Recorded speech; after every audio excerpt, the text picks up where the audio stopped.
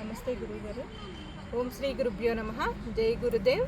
ఈరోజు మనము శక్తిపాత సిద్ధ పరమ గురువులు కల్నల్ టి శ్రీనివాసులు గారిని అండ్ నా గురువులు మహాలక్ష్మి యోగిని సిద్ధ మహాలక్ష్మి యోగిని మహాలక్ష్మి గారికి అనంతకోటి పాద పద్మములకు పాదాభివందనములు. ఈరోజు నేను ఈ సిద్ధ మహాయోగంలో కొన్ని ప్రశ్నలు అడగదలుచుకున్నాను. వాటి గురించి అవి అందరికి ఉపయోగపడతాయని, వాటి గురించి కొన్ని సమాధానాలు తెలుసుకుందామని గురువు గారిని అడగదలుచుకుంటున్నాను. వాటి గురించి సరైన సమాధానము మనకి అందరికి ఉపయోగపడుతుందని గురువు గారి నుంచి ఆశిస్తున్నాను.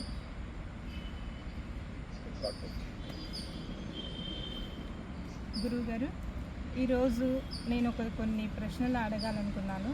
వాటికి ఇది అందరూ కూడా ఉపయోగపడుతుందన్న ఉద్దేశంతో అడుగుతామనుకుంటున్నాను. నా మనసులో ఉన్నవి ఇవి అందరి సాధకులు కూడా ఎవరికైనా సాధకులకు ఉపయోగపడతాయని అనుకుంటున్నాను. మొదటగా, ఇప్పుడు శక్తి జాగృతి అయిన తర్వాత క్రియాశీలత వల్లనే మన మనిషికి సాధన మొదలవుతుంది. ఇప్పుడు శక్తి జాగృతి అయినప్పుడు మరి శక్తి ఆటోమేటిక్గా మనకి జాగృతి అవుతున్నప్పుడు తనని తానే క్లీన్ చేసుకుంటూ ఉంటుంది కదా. మరి అప్పుడు మనసు చేసే పని ఏంటి? మనసు యొక్క గొప్పతనం ఏంటి? బ్రేకు లేకుండా ఉండటం. ఎక్కడ శక్తి తన పని తను చేసుకుంటూ ఉంటుంది. మనిషి చేయాల్సింది ఏమిటంటే, సాధనలో శక్తిపాతం జరిగిన తర్వాత, కుండలిని శక్తి జాగరణ జరిగిన తర్వాత సాధనలో మనిషి చేయాల్సిందంటూ ఏమీ ఉండదు. ఏమాత్రం అడ్డం కల్పించుకొని అడ్డం వచ్చాడంటే శక్తి వేగం తగ్గిపోతుంది. అందుకే ఏం చెప్తామంటే, శక్తిపాత సాధనలో వీలైనంత వరకు సమర్పణ భావంతో జరిగే క్రియల్ని చూస్తూ ఉండిపోండి అని చెప్తాం. తనకై తనే శక్తి కర్మల్ని ప్రక్షాళన చేసుకుంటూ పోతుంది. కాకపోతే క్రియలు అనుభవంలోకి వస్తాయి. శక్తి అంటే ఎలా అంటే, మనం ఒక మురికి బట్టని పిండుతాం అనుకోండి, వాష్ చేసి, మురికి బయటకు వస్తుంది కదా. అది ఎరుపు రంగులో ఉంది మట్టి, ఎర్రటి మురికి బయటకు వస్తుంది పిండినప్పుడు. లేదా ఇంకో కలర్లో ఉంది, ఆ పిండినప్పుడు ఆ రంగు మట్టి మురికి బయటకు వస్తుంది. అదేవిధంగా శక్తి కర్మల్ని ప్రక్షాళన చేస్తూ పోతున్నప్పుడు రకరకాల క్రియలు ప్రకటితం అవుతూ ఉంటాయి. సాధకుడు చేయవలసిందంతా ఏమిటి? ఏమి చేయకుండా ఉండటం. కనీసం సమర్పణ భావంతో ఏమి చేయకుండా ఉండటం సాధకుడు చేయాల్సింది. అయితే ఆ స్థితి అందరికీ సాధ్యం కాదు కదా. కానీ మధ్య మధ్యలో ఆలోచనలు వస్తూ ఉంటాయి. పర్వాలేదు, మనం మాట్లాడుకుంటుంది ఒక ఐడియల్ సిచ్యువేషన్లో మాట్లాడుకుంటున్నాం. ఎంతవరకు వీలైతే అంతవరకు సమర్పణ భావాన్ని ప్రదర్శిస్తే శక్తి తన బయటకు తను చేసుకుంటూ పోతుంది, ప్రక్షాళనం అయిపోతూ ఉంటుంది. అది నేను చెప్పింది, బ్రేకులు వేయొద్దు అని. అందుకే మొట్టమొదటిసారిగానే పదం చెప్పేశాను. తర్వాత ఇప్పుడు శరణాగతి అండ్ సమర్పణ భావం అనే పదాలు మనకి అసాధ్యమైనవి, అలా అని కష్టమైనవి అయితే కాదు. కానీ ప్రతి ఒక్కరు అది ఎంత ఈజీ అయినట్టయితే ప్రపంచం మొత్తం ఎప్పుడు ముక్తితో పొందుండేది. చాలామంది సాధకులకు, అంటే కొంతమంది సాధకులకు ఆ శరణాగతి భావన అనేది అనుకుంటున్నారే తప్ప పూర్తిగా గురువు మీద ఆ శరణాగతి భావన ఎందుకు రావటం లేదు? ఇందువల్ల ఆగిపోతుంది. దానికి కారణం ఏమిటంటే, శరణాగతి అనేది అది ఒక వరం. ఇది మనం వ్యాయామశాలల్లో వెళ్ళి వ్యాయామం చేస్తాం కదా, కండలు తెచ్చుకోవడానికి వ్యాయామం చేస్తాం. అలా చేసేది కాదు శరణాగతి అంటే.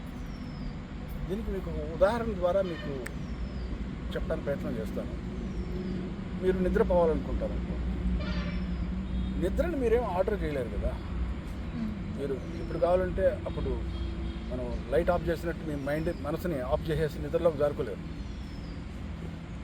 మనం చేయగలిగింది అంతవరకు అంటే మన ప్రయత్నం మాత్రం.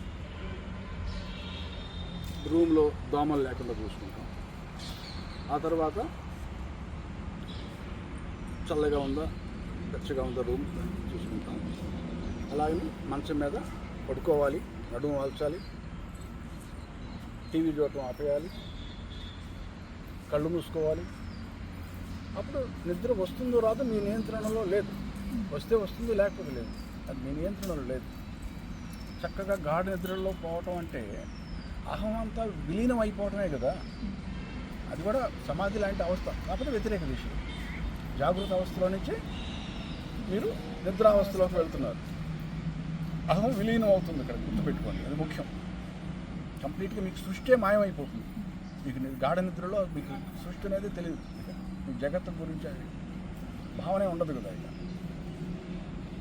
ఆ నిద్రలోకి జారుకోవాలంటే మీ స్వయంగా మీరు చేయలేరు.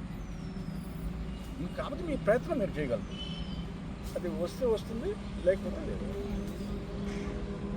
అదేవిధంగా ఇప్పుడు శరణాగతి అంటే అది కూడా బ్లెస్సింగ్ బై ఇట్ సెల్ఫ్. అది ఒక వరం అన్న. శిష్యుడు ఎంతవరకు చేయగలడంటే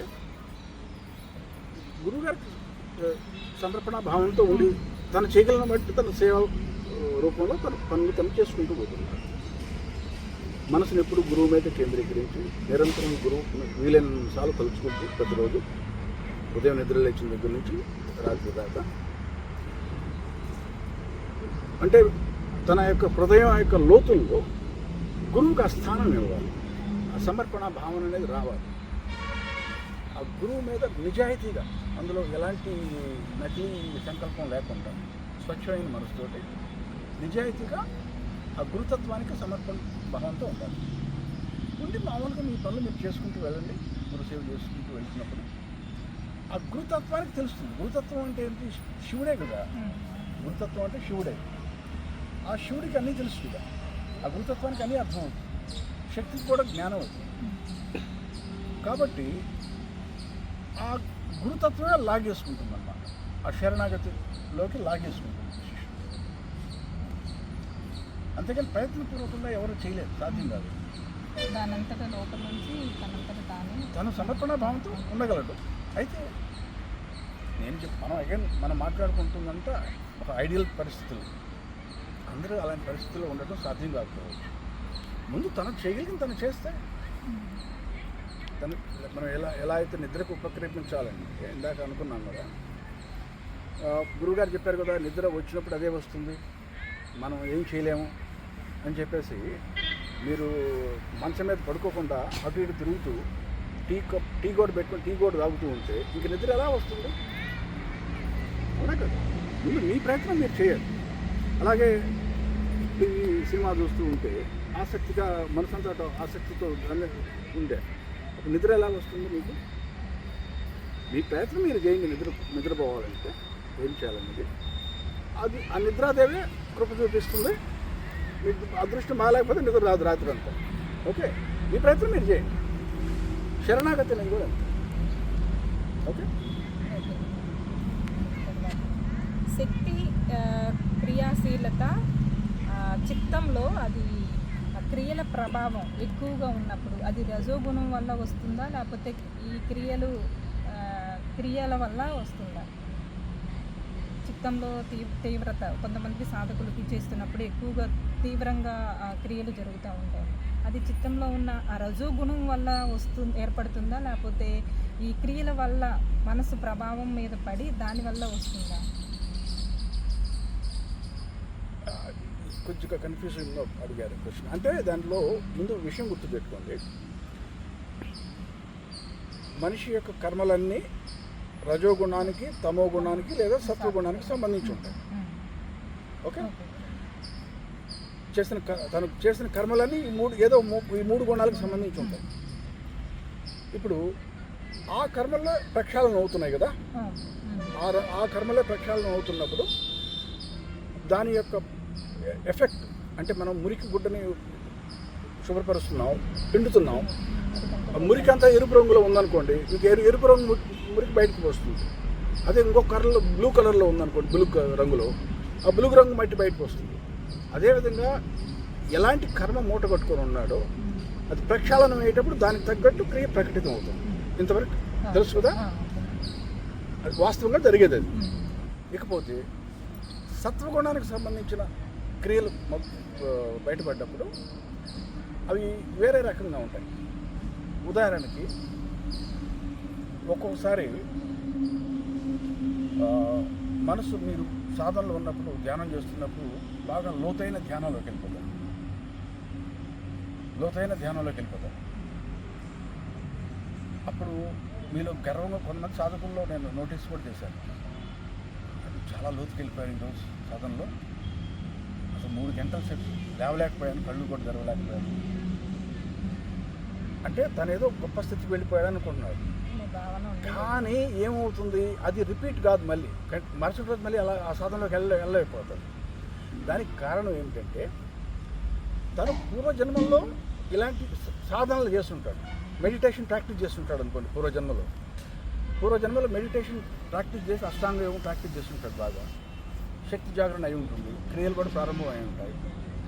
కానీ అప్పుడు అవి అహం ఇంకా అనగలేదు కాబట్టి అవి కర్మలై కూర్చుంటున్నాయి. ఏ విధంగా అయితే నేను బాగా డీప్ మెడిటేషన్లోకి వెళ్ళిపోయాను, నేను ఒక గొప్ప యోగిని అయిపోయాను అనుకుంటాడో అది కర్మగా సంచితమై ఉంటుంది. కానీ అది సత్వగుణానికి సంబంధించిన కర్మ. మెడిటేషన్ చేయడం అంటే సత్వగుణానికి సంబంధించింది కదా. దాని ప్రభావం చేత ఆ కర్మను కూడా ప్రక్షాళన చేయాలన్నమాట. ఆ కర్మను ప్రక్షాళన చేయించడం కోసం ఒక డీప్ మెడిటేషన్లోకి వెళ్ళేటట్టు చేస్తుంది అన్నమాట. అలాగే ఇంకా ఎన్నో సత్కర్మలు చేస్తుంటాడు. అంటే దాన ధర్మాలు లేదా తీర్థయాత్రలు తిరగటం, పుణ్యక్షేత్రాలు తిరగటం, ఇవన్నీ సత్వగుణాన్ని పెంచి ఉంటాయి కదా.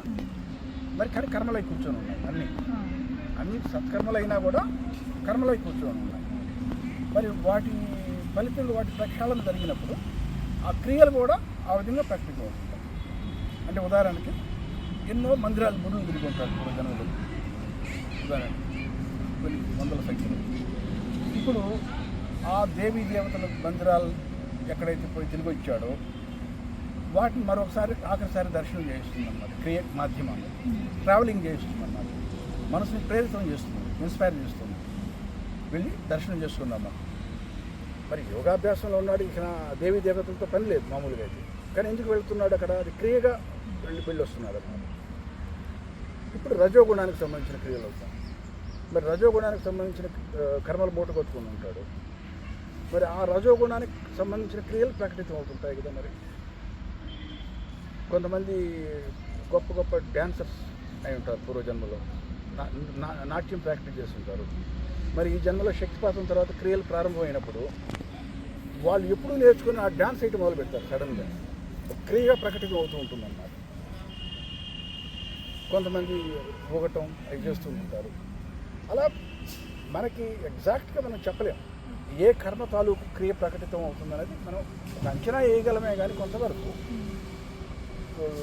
ప్రతిదాన్ని అంచనా వేయాలంటే కష్టం అవుతుంది అన్నమాట. అంటే ఎన్నో రకాల కర్మలు మూడుకొట్టుకుని ఉంటాం, ఎన్నోనో పిచ్చి పనులు చేస్తుంటాం, ఎన్నెన్నో మంచి పనులు చేస్తుంటాం, ఎన్నెన్నో మూర్ఖపు పనులు చేస్తుంటాం. అవన్నీ సంచితమై ఉన్నాయి. మరి అవన్నీ ప్రక్షాళన జరుగుతున్నప్పుడు అలాంటి క్రియలే ప్రకటితం అవుతాయి. ఏమీ అర్థం పర్థం లేని క్రియలు కూడా బయటకు వస్తాయి. అంతేకాని మనసు ప్రభావం అవడం అనేది అది డైరెక్ట్ మనసు ప్రేరితం అవుతుంది ఆ క్రియ అనుభవం చేసుకోవడానికి. ఇప్పుడు క్లారిటీ వచ్చిందా? అందుకే మీ క్వశ్చన్ మీరు అడిగినప్పుడు క్లారిటీ రాలేదు. అంటే రజోగుణం వల్ల మనసు మీద ప్రభావం పడుతుంది. అందుకే అదే మనసు స్పందిస్తేనే కదా క్రియ ప్రకటితమయ్యేది. ఓకే గురుగారు, ఇప్పుడు మనసు కూడా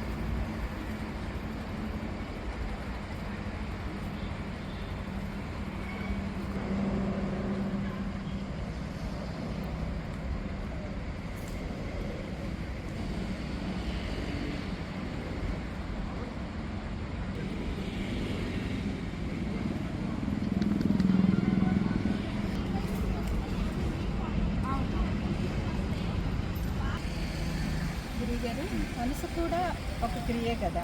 ఈ మనసు చేసే పని ఏంటి? మనసు మన ఈ జగత్తుతో ఏమన్నా ముడిపడి ఉందా?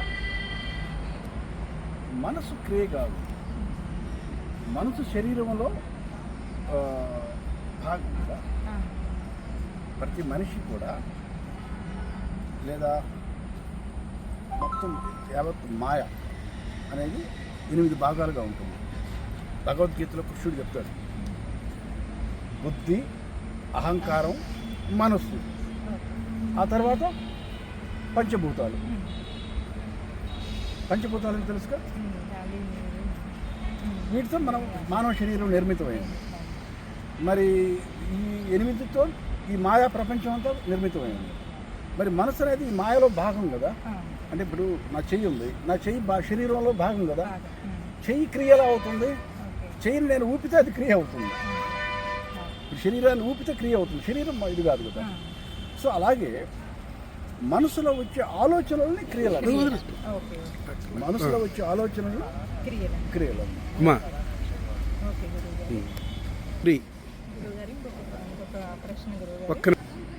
గురువుగారు, నాకు ఒక చిన్న సందేహము. సాధన అనేది మనకి ఒక నిచ్చెన లాంటిది. అంటే నిచ్చెన ఎప్పుడైతే పైకి ఎక్కుతామో అప్పుడు సాధనలో పూర్తి సమాప్తం అవుతాము. కానీ సాధకులు కొంతమంది ఒక 2-3 స్టెప్పులు పైకి వెళ్ళే కొద్దికి పైకి వెక్కగానే 2-3 స్టెప్పులు వెనక్కి జారుతున్నారు. ఎందుకు కిందకి జారుతున్నారు? దానికి కారణం ఏంటి? దేనివల్ల సాధకులు ఒక స్టెప్ ముందుకు వెళ్లకుండా వెనక్కి వచ్చేస్తున్నారు? వెళ్ళినట్టు ముందుకే వెళ్తున్నారు, మళ్ళీ ఒక అడుగు వెనక్కి వస్తున్నారు. దానికి కారణం ఏంటి? దానికి కారణం అంటూ ఏం లేదు, అది చాలా స్వాభావికం, అంటే చాలా న్యాచురల్. సాధన అనేది జారుడు తత్వంతో కూడి ఉంటుంది. ఒక జారుడు కొండ ఎక్కినట్టు ఉంటుంది. సాధన లక్షణమే అంత. ఆధ్యాత్మికంగా ఎంత పైకి వెళ్తే అంతగా జారుడుతనం ఎక్కువ అయిపోతుంది. అది సహజం. అది దాని గురించి ఆలోచించాల్సిన పని లేదు. జారితే మళ్ళీ ఎక్కడమే, మళ్ళీ ఎగబాగటం, మళ్ళీ జారితే మళ్ళీ ఎగబాగటం. మీరు పురాణాల్లో విని ఉంటారు, అంత పెద్ద గొప్ప విశ్వామిత్రుడు ఎంతో స్థాయికి వెళ్ళి కింద మళ్ళీ ఇరుక్కుపోతుంటాడు. సో సాధన అనేది జారుడుతనంతో కూడే ఉంటుంది. దాని గురించి భయపడితే ఎలా? అది గుర్తుపెట్టుకోండి. అందులో వింత ఏమి లేదు. అది వింత అనేది ఏమీ లేదు. అయితే ఏమనండి, మళ్ళీ పైకి పోతుంది. తర్వాత మనం సాధన చేస్తున్నప్పుడు కొంతమంది సాధకులకి నిద్రలో ఏవో కనిపిస్తూ ఉంటాయి. ఆ కనిపించడం అనేది పూర్వజన్మల్లో ఎవరితోనైనా సంబంధం ఉండడం వల్ల కనిపిస్తున్నాయా, లేకపోతే అందరు సాధకులకు అలాగే కనిపిస్తుంటుందా? నిద్ర అంటే స్వప్నావస్థలో చెప్తున్నారు మీరు? అంటే సాధనలో మనం సాధనలో కూర్చున్నాం. అవును, అవన్నీ కూడా కర్మలు, మీ యొక్క జ్ఞాపకాలు, స్మృతులు. మనం ఎన్ని జన్మలు ఎత్తామో మనకే తెలియదు. కొన్ని వేల జన్మలు ఎత్తుంటాం కదా. మరి ఆ వేల జన్మల్లో మనం చూసినవి, విన్నవి, ఇవన్నీ కర్మలై కూర్చుంటాయి కదా. మరి సంచితమైంది కర్మలై అంటే సంచితమై ఉంటాయి. ఉపచేతన మనసు అంటాం, సబ్కాన్షియస్ మైండ్లో ప్రింట్ అయిపోయి ఉంటుంటాయి కదా. ఆ పూర్వజన్మలో ఎప్పుడైతే అతను జన్మ అయిపోయిందో అదే ఆ స్మృతుల మూటతోటి మళ్ళీ ఈ జన్మలోకి వచ్చి పడ్డాడు. ఇప్పుడు సాధన చేస్తున్నప్పుడు ఏమవుతుంది, శక్తి ఒక రకంగా కవ్వంలాగా పనిచేస్తుంది అన్నమాట. కవ్వంలాగా పనిచేస్తుంది. దాంట్లో అన్నీ తోడేస్తుంది అన్నమాట. ఆ తోడేసినప్పుడు ఆ జ్ఞాపకాలన్నీ బయటకు వస్తుంది. ఆలోచనల రూపంలో, మీకు దృశ్యాల రూపంలో, వింత వింత చెట్లు, వింత వింత జంతువులు, వింత వింత పక్షులు, వింత వింత నగరాలు. మీరు ఎప్పుడు అసలు భూమి మీద ఇలాంటివి ఉన్నాయని కూడా ఆశ్చర్యపోతారు. అలాంటి దృశ్యాలన్నీ కనిపిస్తుంటాయి. మరి మీరు అవి ఏ కాలం నాటి జ్ఞాపకాలు కదా. అందువల్ల అది ఆలోచన పెద్ద వింతండి. వాటిని చూస్తూ కూర్చుండిపోతుంది. అవి చూస్తుంటే అవి అంతగా బలంగా లేవు కాబట్టి మీకు దృశ్యాల రూపంలో మీకు అనుభూతి కలుగుతుంది. ప్రక్షాళన అయిపోతూ ఉంటాయి. ఈ ప్రక్రియ చాలా దీర్ఘకాలం కూడా కొనసాగుతుంది, గుర్తుపెట్టుకోండి.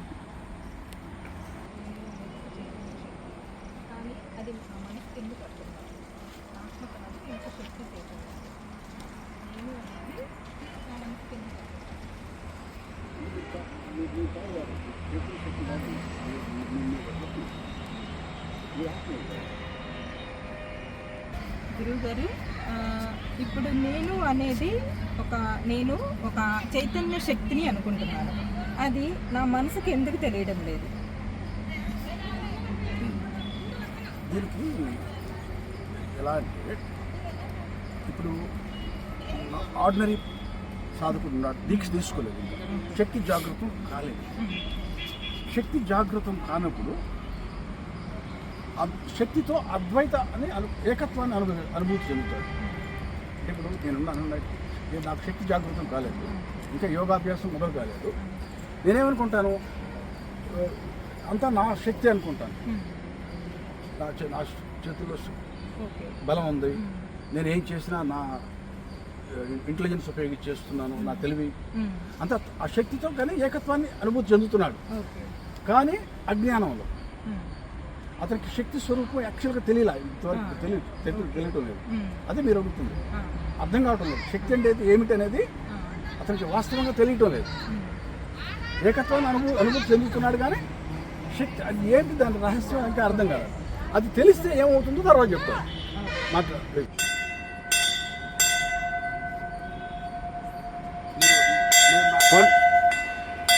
ఇప్పుడు శక్తిపాతం జరిగిపోయింది, శక్తి జాగృతమైంది.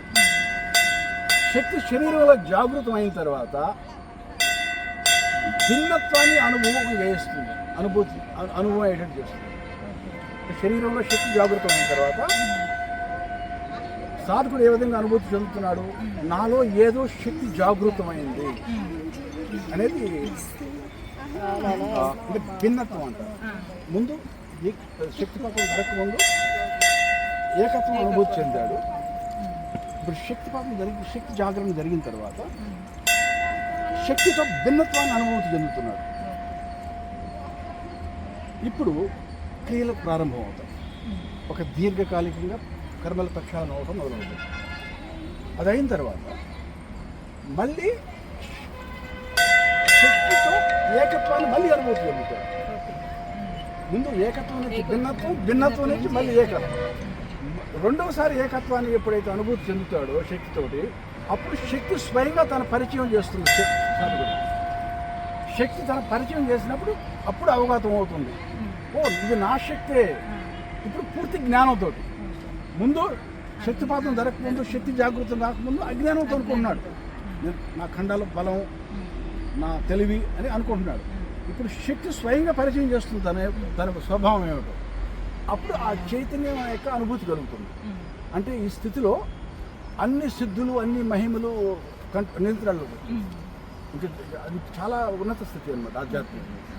మీరు ఎందుకు కాలేయటం లేదు అనుభూతి అంటే అప్పుడే అంటే ఎలా, మీరు ఇప్పుడే ప్రారంభ స్థితిలో ఉన్నారు కదా సాధనలో.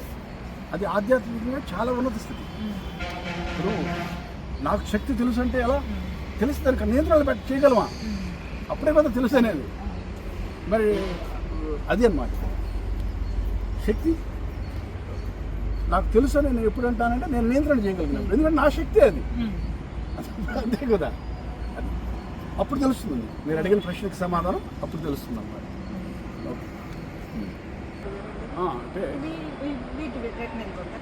అంటే అక్కడ దాకా వస్తారు షూట్ చేయడానికి.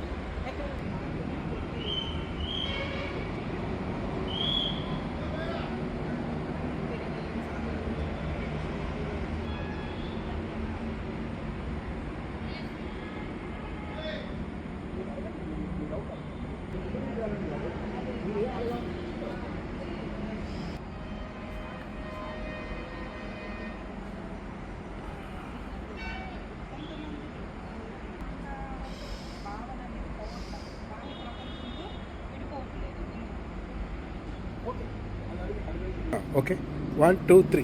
ఓకే గురుగారు, ఈ శక్తిపాత సిద్ధ మహాయోగము మీద ఆధ్యాత్మిక మార్గం అనేది చాలా పెద్ద గొప్ప పదం. ఇది మనిషిలో ఉన్న అహంకారాన్ని నిర్మూలిస్తుంది. ఈ ఆధ్యాత్మికత అనే పదమే మనిషిలో ఉన్న అహంకారాన్ని నిర్మూలిస్తుంది.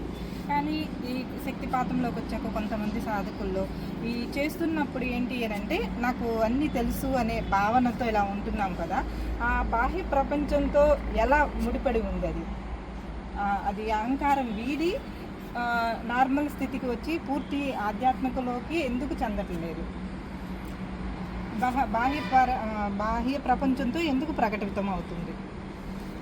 శక్తిపాతం జరిగిన తర్వాత, శక్తి జాగరణ జరిగిన తర్వాత శక్తి కవ్వంలాగా చిలికి అన్ని కర్మల్ని పైకి లేపుతుంది. దాంట్లో క్రియల మాధ్యమంగా ప్రకటితం చేస్తూ వాటిని ప్రక్షాళన చేస్తుంది అని ఇందాక చెప్పుకున్నాం కదా. అలాగే అహ్వానికి సంబంధించిన క్రియలు కూడా ప్రకటింపజేస్తుంది. అంటే క్రియల రూపంలో అదంతా క్రియలే అన్నమాట. అంటే ఎలా ఉంటుంది, క్రియల మాధ్యమంగా ఒక అహం మీద దెబ్బపడే విధంగా అనుభవం ఏంటి చేస్తుంది. అంటే మీరు నిస్సహాయ స్థితిలో ఉంటారు, మీ అహం మీద దెబ్బ పడుతుంది, ఎవరో మిమ్మల్ని తప్పుగా మాట్లాడతారు, మీరేమి చేయలేని పరిస్థితిలో ఉంటారు, అది క్రియగా ప్రకటన అవుతుంది. ఇదే వ్యతిరేక దిశలో కూడా ఒక్కొక్కసారి మీ అహాన్ని బూస్టప్ చేసేస్తుంది. అంటే మీరు ఏదో ఆఫీసులో పనిచేస్తున్నారు, ఈ ఫైల్ ఏదో మాయమైపోయింది, కనిపించడం లేదు, ఎంతో వెతుకుతున్నారు ఆఫీస్ స్టాఫ్ అంతా, ఫైల్ కనిపించడం లేదు. కానీ ఆ శక్తి ఏం చేపిస్తుందంటే మీలో ఏదో ఇన్స్పైరింగ్ చేసేసి మీకేదో ఒక ఐడియా ఫ్లాష్ అయ్యేటట్టు చేస్తుంది. మీరు వెళ్ళి ఎవరు వెతకని ప్రదేశంలో పోయి వెతుకుతారో ఆ ఫైల్ పైకి. ఇక అందరూ స్టాఫ్ అంతా మిమ్మల్ని మెచ్చుకొని మీరు మీ ఆహాన్ని వెయిట్ చేస్తుంది. అదేవిధంగా ఈ ఆహానికి సంబంధించిన క్రియలు మరి ఇవి కూడా సంచితమై ఉన్నాయి కదా మీ మనసులో. అహం, గర్వం, వీటన్నిటికి సంబంధించినవి ఉంటాయి కదా క్రియలు. ఇవి కూడా అవ్వాలి కదా. మరి ఇప్పుడు అర్థమైందా? బహుశా మీరు అనుకుంటుంది మీరు అంటే గర్వంగా ఫీల్ అవుతారు, అహం ఇంకా అణిగిమణిగా ఉండాలి కదా, అది తర్వాత అవుతుంది. ఆ స్థితి ఈ కర్మలన్నీ సంచితమై కర్మలన్నీ ప్రక్షాళన అయిపోతే ఆ స్థితి తర్వాత వస్తుంది. బయట ప్రపంచంలో తో మీరు ఏ విధంగా ప్రవర్తిస్తారనేది ఆ తర్వాత మీకు ఆ నెమ్మది అనేది, ఆ వినయం అనేది ఆ తర్వాత డెవలప్ అవుతుంది. ముందు ఈ ప్రక్షాళన కావాలి కదా. ఆహానికి సంబంధించిన క్రియలు కూడా ప్రక్షాళన అవ్వాలి కదా. ఈ ప్రక్షాళన జరిగే సమయంలో ఒకసారి మీకు రుచి చూపిస్తుంది శక్తి. మీ ఆహాన్ని పెంచేసేయటం, మీ ఆహాన్ని తగ్గించేసేయటం, మిమ్మల్ని ఒక నిస్సహాయ స్థితిలోకి తోసేయటం, ఇవన్నీ జరిపించి అంటే మీ మనసుని ఒక రకమైన ఫ్రిక్షన్కి లోన్ చేస్తుంది. బాగా నలుగుతుంది అన్నమాట మనసు. ఆ నలిగి అప్పుడు మార్పు వస్తుంది. ప్రధానంగా ఓకే, థ్యాంక్ యూ గురువు గారు. ఈరోజు నాకు చాలా ప్రశ్నలకు సమాధానం దొరికింది. ఈరోజు మిమ్మల్ని కలవడం చాలా అదృష్టంగా ఫీల్ అవుతున్నాను. థ్యాంక్ యూ గురువు గారు. జై గురు. All the best. God best.